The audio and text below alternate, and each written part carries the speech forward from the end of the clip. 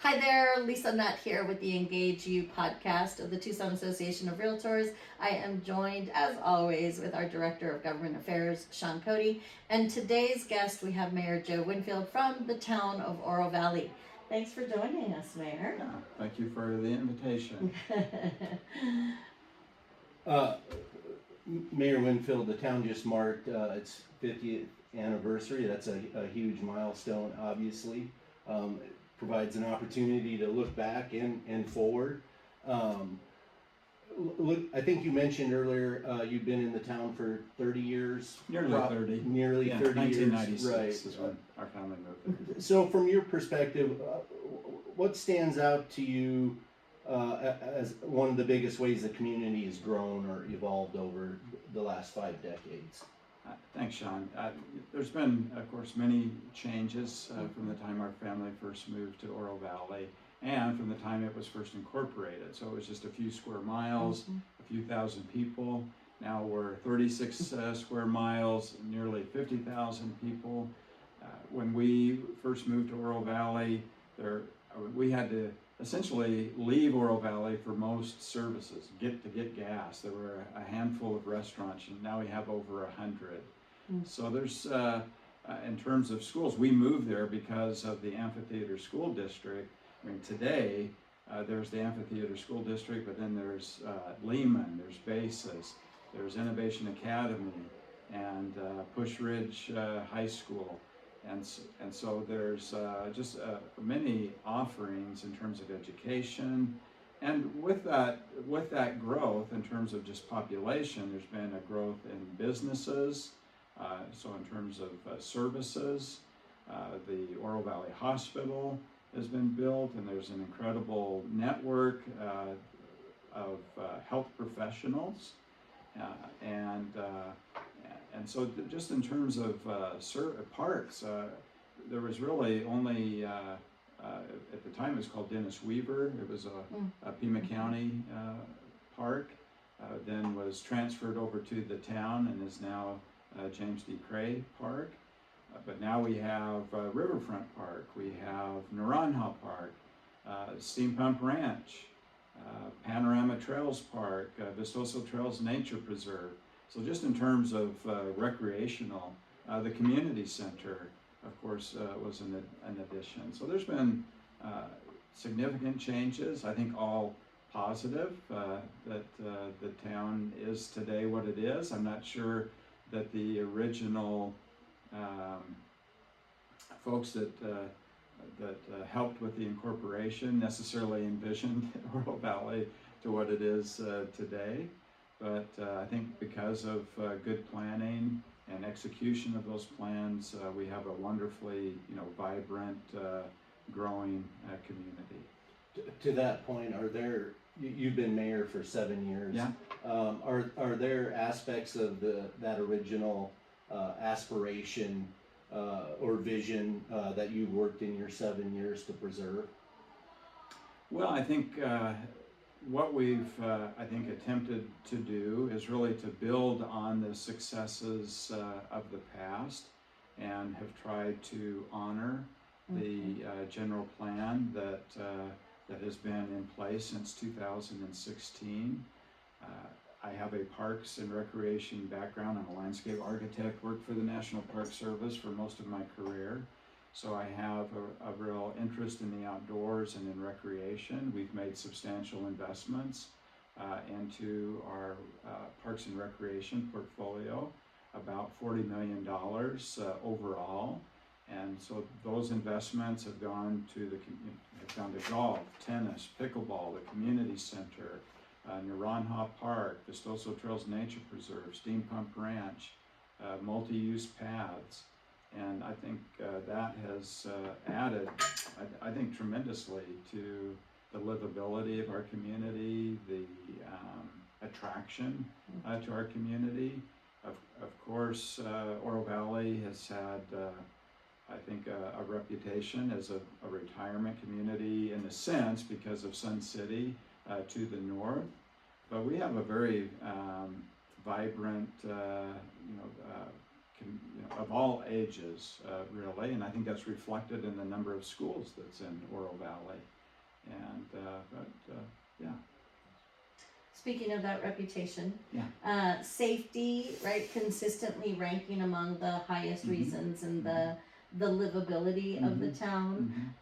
What do you think contributes to that reputation, and how do you see that changing? Yeah.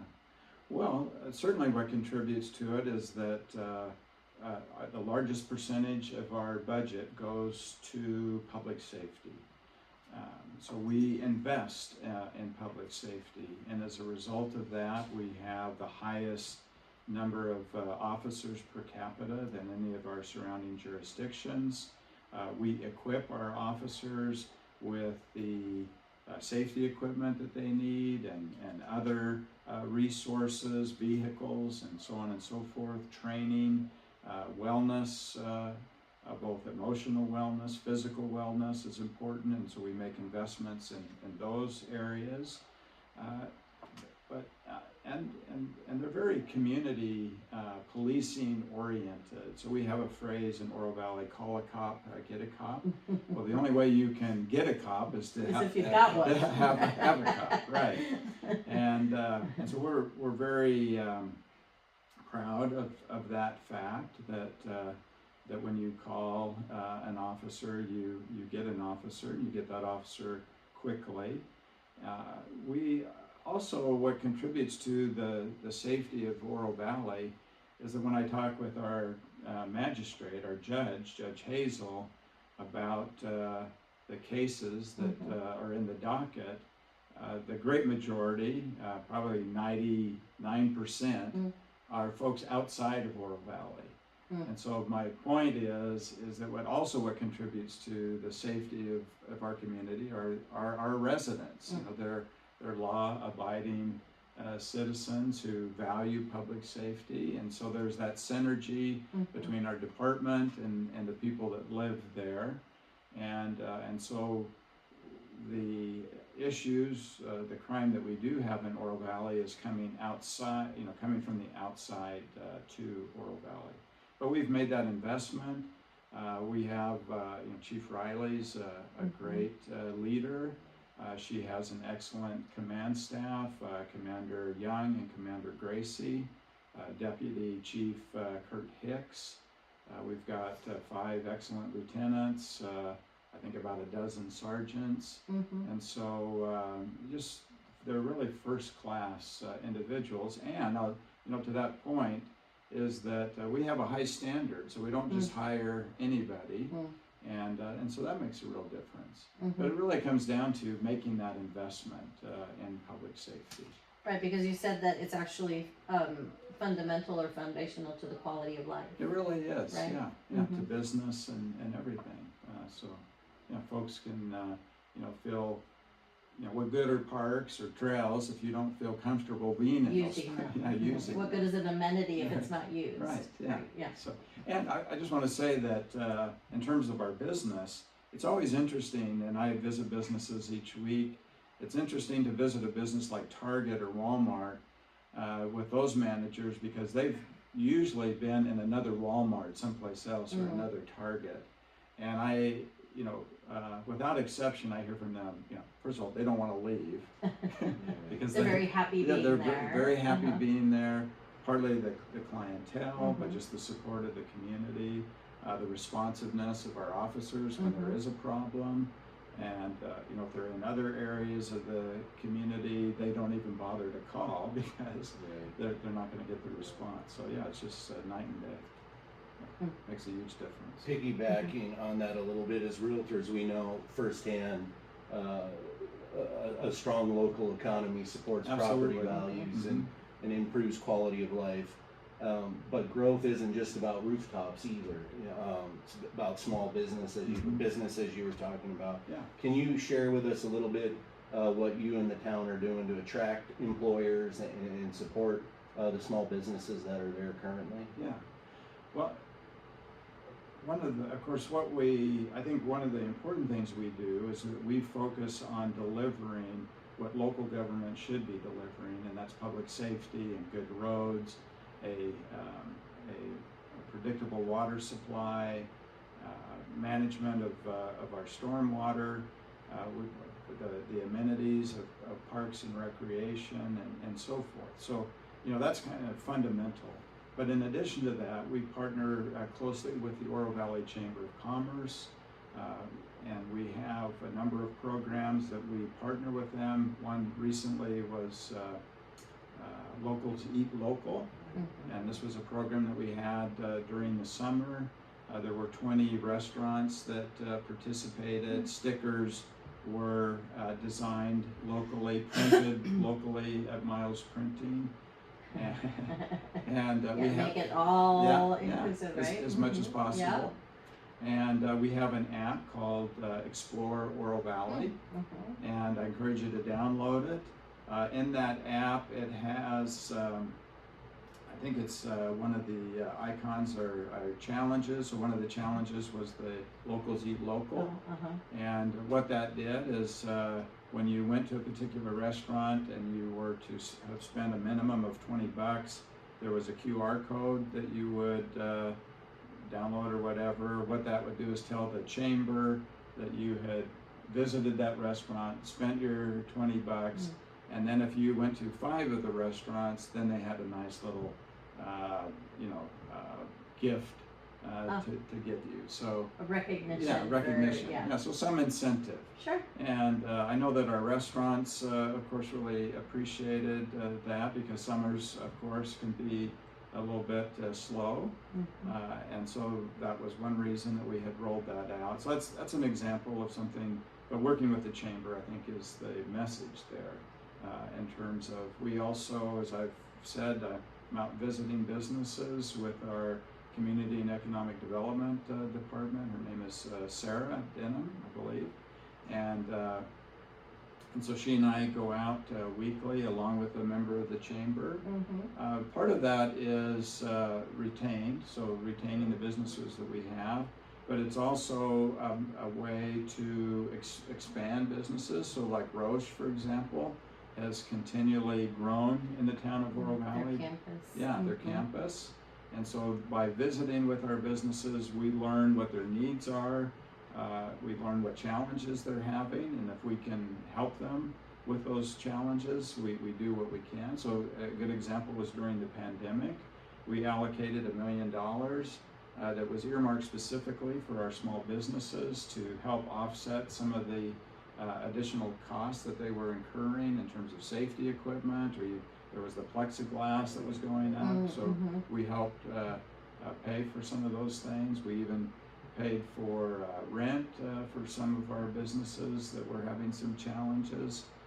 So those are some ways. We're working with the University of Arizona in terms of looking at optics, photonics, and other areas that we could possibly bring into to Oro Valley. So our Community and Economic Development team are always very aggressive about reaching out to various businesses that we think are a good fit for the town of Oro Valley.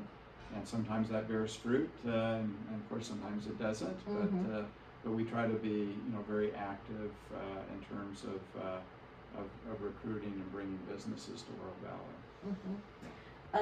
The amenity aspect of Oro Valley, I think, and you shared the story of being able to just walk out of your yard and onto onto a trail, right? Yeah. So, what other upcoming investments, those types of projects are coming for because that's important not only to the residents, right, of, I would say, the metro area, but it's also probably a big part of the tourism piece that Oro Valley also contributes to.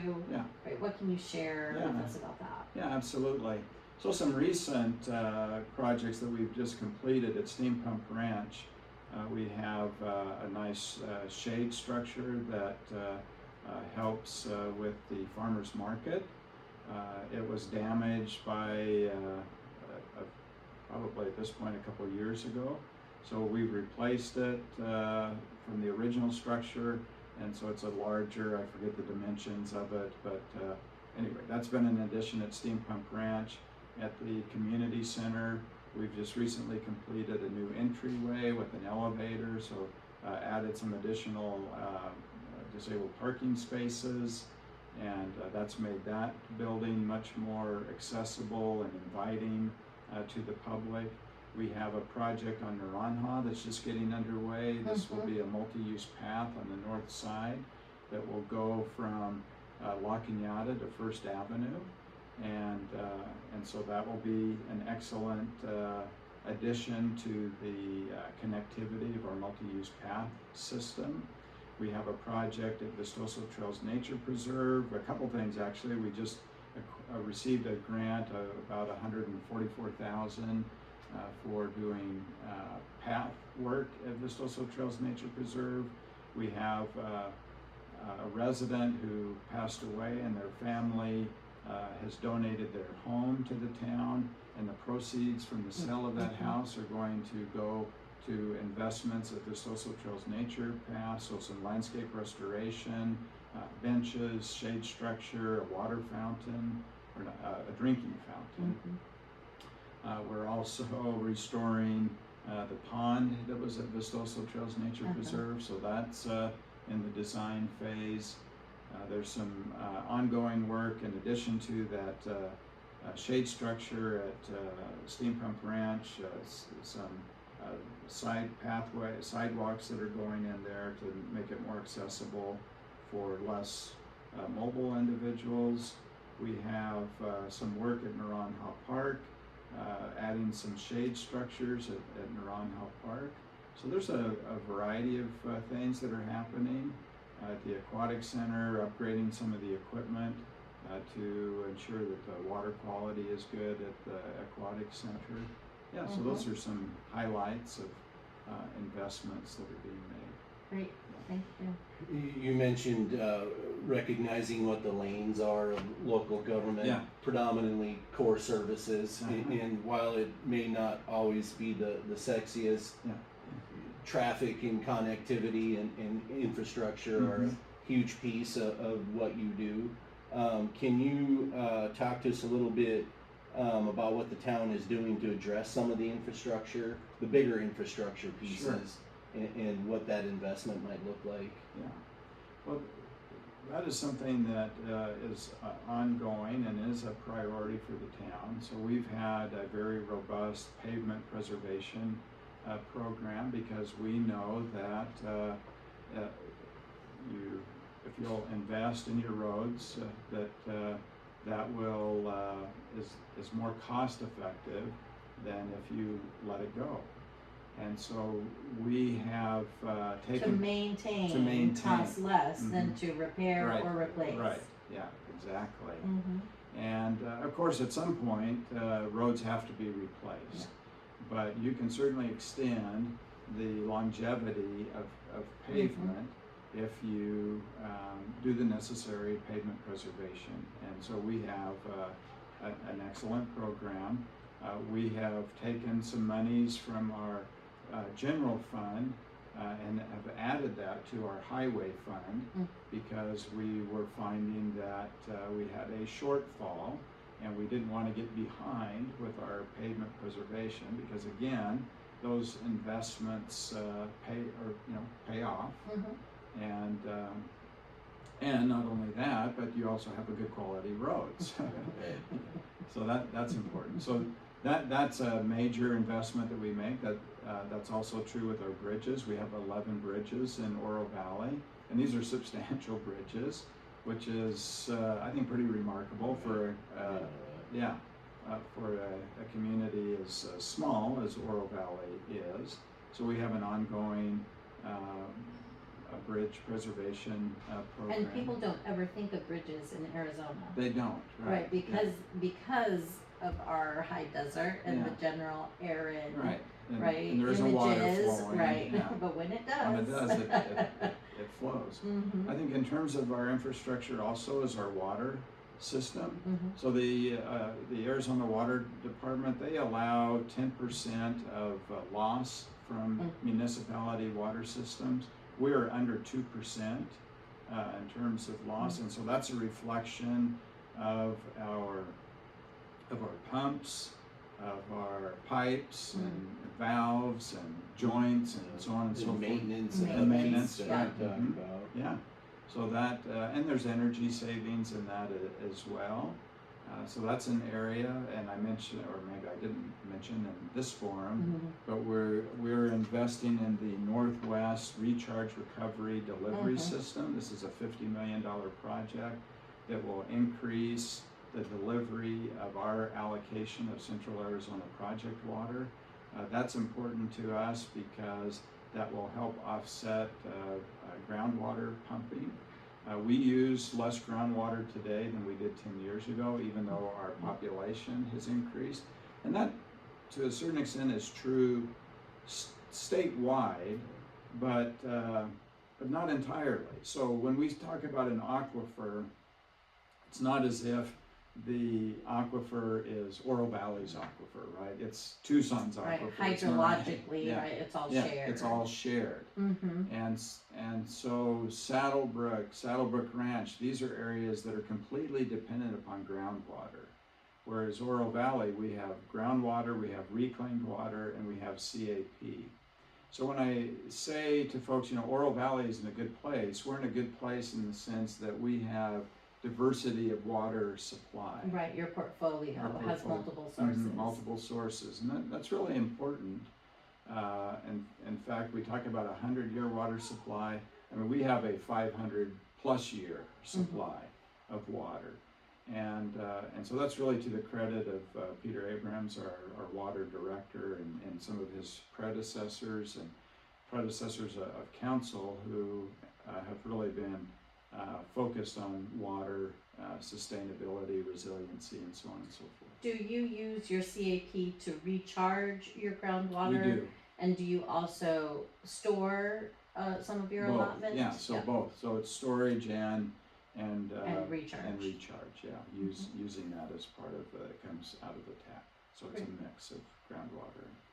It seems. I just want to. I appreciate you acknowledging the town and the region is using less water today than 10 years ago. I mean, that's a major accomplishment, and I don't think that story gets told enough. Right, and as he said, that's true statewide. Right. As a state, we've used less water, even with population growth, right? Because Arizona is still a state that people move to. Absolutely. And so given our migration, we still preserve. The other thing we know is that residential use is less than agricultural use.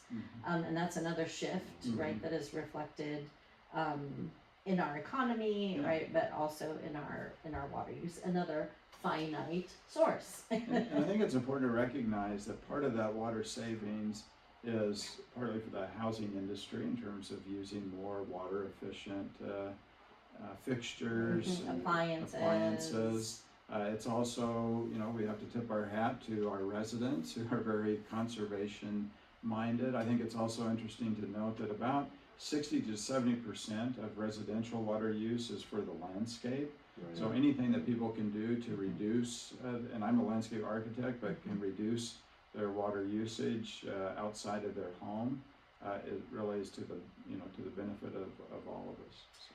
I teach water.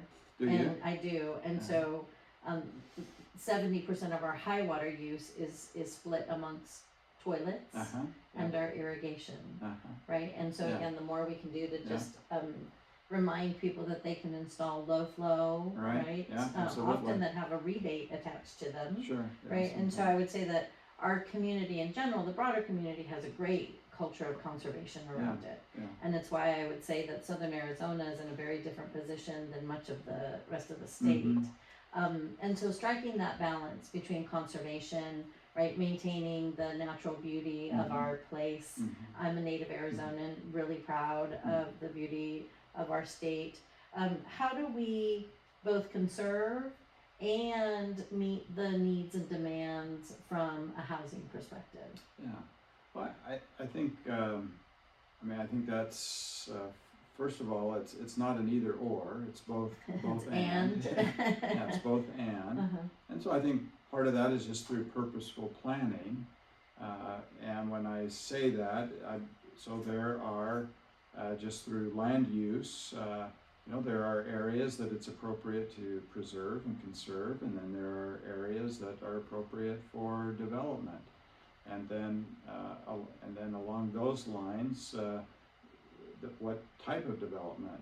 There's some areas that are appropriate for a type of land development than other land development, and so that could be anywhere from high density, we're talking about residential, high density residential to lower density residential. So I think it's through planning, through recognizing and acknowledging resources, and then making decisions about what a community's priorities are. And so I think Oro Valley has been very smart about its land development in terms of trying to find that balance. Maybe not to everybody's satisfaction, and I think there's certainly argument that can be made for higher density residential, and we've certainly had that conversation in our community, and there's just a strong desire for I will say in terms of height, for example, having probably in that 3-story range is, at least for the town of Oro Valley, that's what they're comfortable with some exceptions, the Oro Valley Hospital or a business that may come in, but still respecting mountain views and that kind of thing. So I think it's purposeful planning and trying to make strategic decisions based on a number of factors. Mm-hmm. Yeah. You're the current chair of the RTA. Yeah. Can't imagine the amount of time and energy you've spent on that effort this year. Especially the last few months. Yeah, right. And to that point, but we now have a plan that We do. Going to the voters in March. Yeah. Talk to us a little bit about what RTA Next means for Oro Valley, and then from your perspective, why realtors should care about RTA Next and its success over the next 20 years. Yeah, absolutely. Well, what it will mean specifically for Oro Valley is it will expand our roads. So there'll be some improvements to Lambert Lane, about midway between La Choy and La Cañada, going west to Thornydale. So if you go east, it's 4-lane. When you go west right now, it's 2-lane.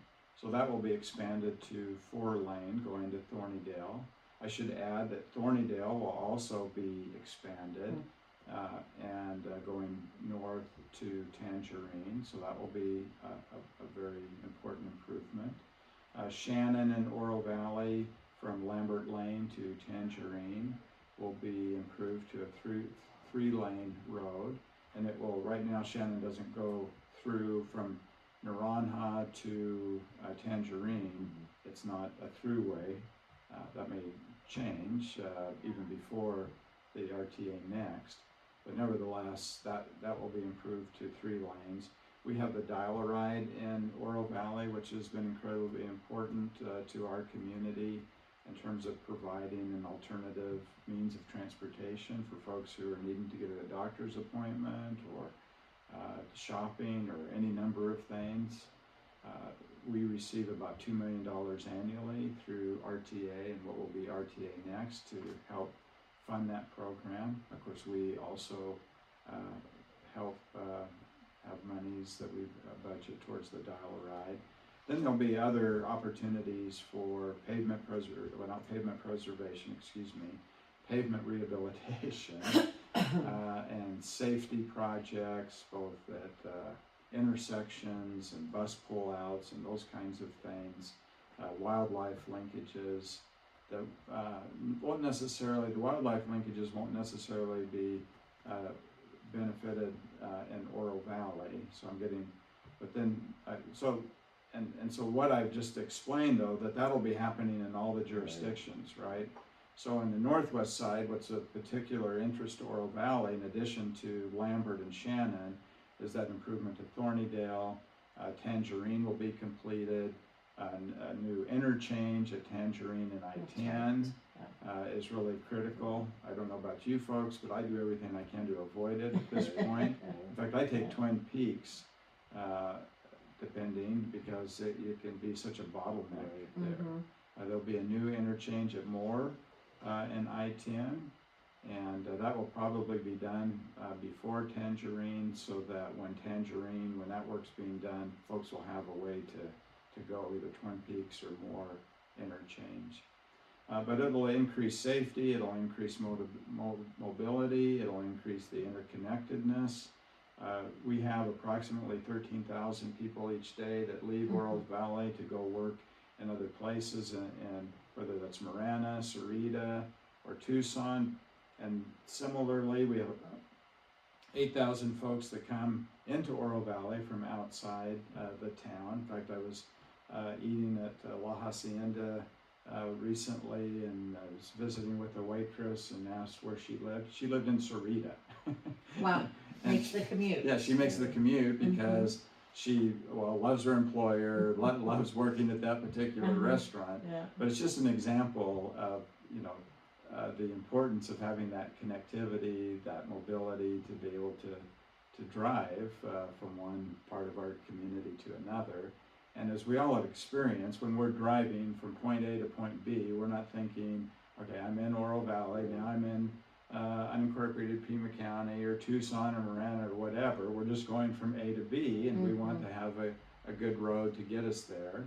It's precisely that regionalism. It is, right? Yeah, exactly. And so in addition to that, also all of these improvements to roads also include usually sidewalks, bike paths, multi-use paths, some combination of those. So it's not only improving automobile circulation, but also at the pedestrian level. So it's really truly multimodal, what's being proposed. So while it might say a specific road, it's those other components of that road as well, and landscaping too. So. The beautification. Yeah, that can come. But it really is critical, because as we say, there's nobody riding on a white horse to rescue us. There's no cavalry coming. There's no cavalry coming. Right, exactly. And so this is it's really a must. And I think we can all see the benefit that RTA has been. And I think we're still delivering the promises that were made, and we will deliver that completely. And so we want to build on those successes. Yeah. Great. Well, we appreciate your time today. It's been a pleasure having you with us. Yeah. We also Shawn. appreciate you extending your time so that we absolutely. could share more with the folks. As usual, you can find this interview on our YouTube channel. Follow us also on social media. We'll also provide information on the app the mayor shared, Explore Oro Valley. Thanks for joining us, and we'll see you guys next time. Be well.